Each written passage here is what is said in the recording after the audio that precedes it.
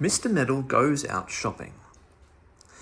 When Meddle was staying with his friend Giggle in Hey-Ho Village, he met all the people there and liked them very much. They didn't know his meddling ways and they liked him too. So Meddle felt very happy indeed. If only I could help them and show them what a clever, kindly chap I am, thought Meddle. At home, nobody trusts me and they all laugh at me. It's too bad. Well, his chance came very soon.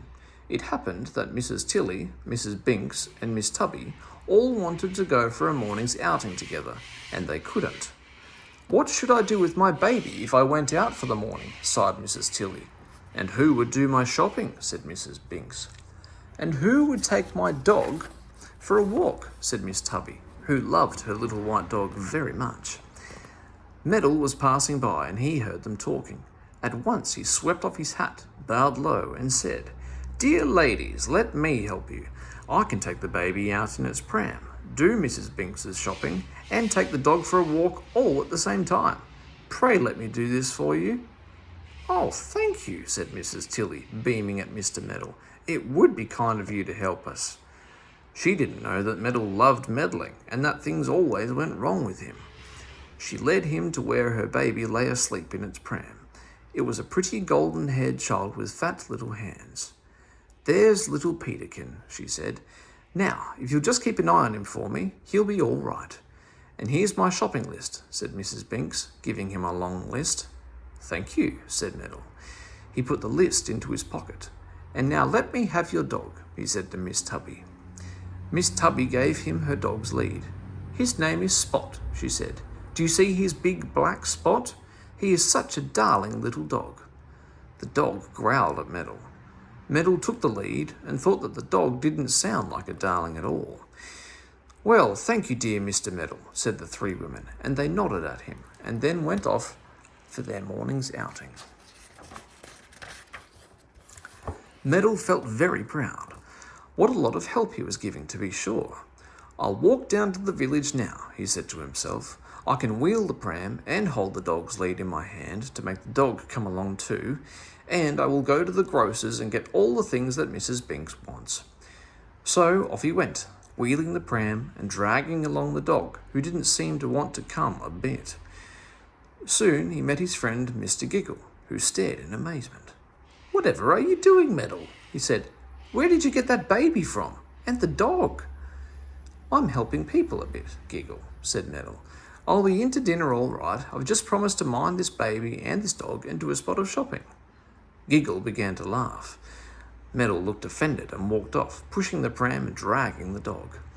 Soon he came to the grocer's shop. He went inside, first putting the pram against the shop window and tying the dog to a post. He pulled a list from his pocket. Silly old Meddle. It wasn't Mrs. Binks's list at all. It was a list he had made for himself 3 weeks before, but Meddle didn't think of that. He thought it was the right one, of course. He ordered all the things on the list. They were what he had ordered just before he gave a party. 1 pound of chocolate biscuits, said Meddle, 2 pounds of best butter, 2-pound pot of strawberry jam, 1 pound of shortbread, and 2 bottles of lemonade. That was all there was on the list. Meddle looked at it, feeling a little surprised. "I thought it was a longer list," he said.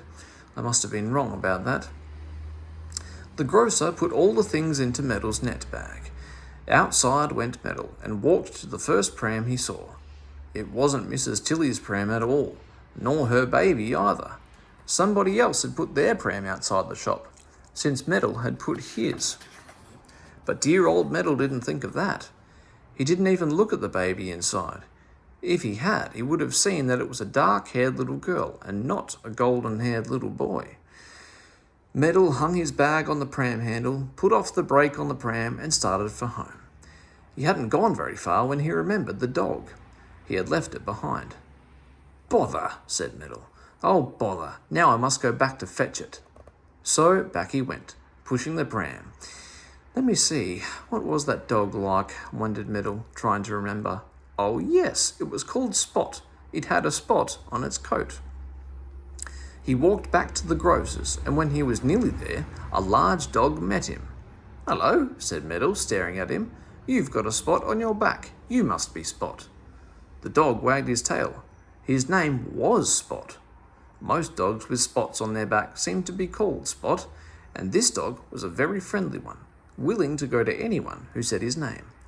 "So you are Spot," said Meddle. "Where's your lead, you bad dog?" "Woof, woof," said the dog, gambolling around Meddle. "You've lost that lead of yours, Spot," said Meddle sternly. "What do you suppose Miss Tubby will say to you?" "Woof, woof," said the dog again, not knowing at all who Miss Tubby was. "Come here, sir," said Meddle, and he caught the dog by the collar. He slipped a string through it and tied the dog to the pram handle. Then off he went again. He took the baby for a long walk and then went back to Mrs. Tilly's garden to wait for her to return. He sat there reading, very pleased with himself. If only the people in his own village could see how folk here trusted him with their babies and dogs and shopping. They would be sorry they had ever laughed at him. At 20 minutes to 1, Mrs. Tilly, Mrs. Binks, and Miss Tubby came back. They went into the garden and smiled at Meddle, who jumped up at once and bowed politely. Miss Tilly looked at the pram and gave a jump. She went very red and stared at Meddle. "Where's my baby?" she said. "In the pram, of course, sweet little thing," said Meddle, gazing fondly at the sleeping baby. He was a little astonished to see a dark one. Surely the other had been fair. "Meddle, this is not my baby," said Mrs. Tilly, looking like a fierce mother cat all of a sudden. "And this is not my pram either, though it is dark blue like mine. What have you done with my baby?" She looked so very fierce that Meddle was frightened. He took a step backwards and fell over the dog. The dog growled. "Be quiet, Spot," said Meddle. "How dare you trip me up?" "That's not Spot," said Miss Tubby. "My dog is little and white with a black spot. This one is large and black with a white spot. What have you done with my dog?" "Not your dog," said Meddle, looking at the dog in surprise. "Well, but he must be. How could a dog change like that? And how could a baby change either? You must have forgotten what your baby looked like, Mrs. Tilly. And you must have forgotten your dog, Miss Tubby." "And what about my shopping?" said Mrs. Binks, looking at the net bag. "Do you suppose that is what was on my list, Meddle?" "Certainly," said Meddle, opening the bag. "Biscuits, lemonade, shortbread, butter." "I didn't put any of those on my list," said Mrs. Binks angrily. "This is just a horrid joke you are playing on us, Meddle. Well, I won't pay you for those things. You can pay for them yourself and take them home." Just then there was a scraping at the front gate, and in came the right Spot, dragging his lead behind him. He had managed to get free. Miss Tubby ran to him and hugged him. "So here you are," she said. "Did that wicked Meddle leave you behind, poor darling? You can bite him if you like, the horrid fellow." "Grrr," said Spot, showing his teeth at poor Meddle. Meddle made up his mind to go, if only he could slip out without being noticed. But Spot wouldn't let him go. He stood by the gate growling. Suddenly, someone came hurrying down the road with the dark blue pram. She saw Mrs. Tilly and called to her.